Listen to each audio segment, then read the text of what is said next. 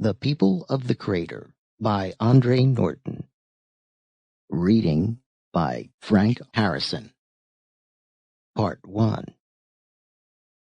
Send the Black Throne to dust, conquer the Black Ones, and bring the daughter from the caves of darkness. These were the tasks Garin must perform to fulfill the prophecy of the Ancient Ones and establish his own destiny in this hidden land.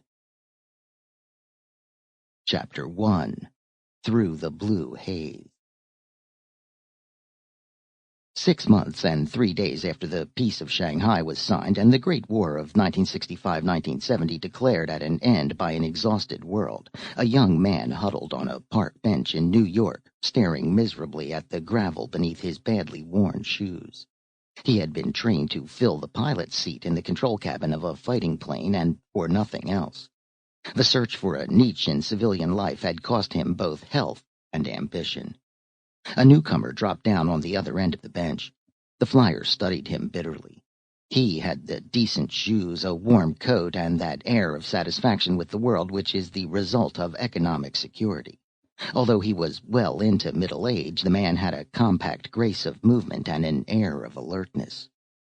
"Aren't you Captain Garin Featherstone?" Startled, the flyer nodded dumbly.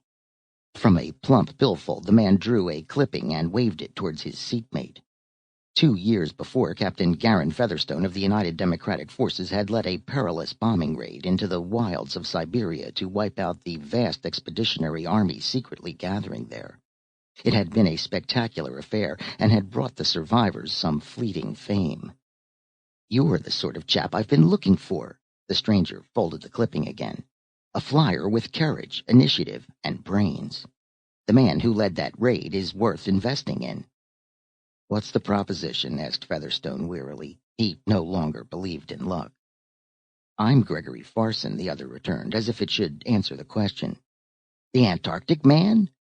"Just so. As you have probably heard, I was halted on the eve of my last expedition by the sudden spread of war to this country. Now I am preparing to sail south again." "But I don't see—" "How you can help me?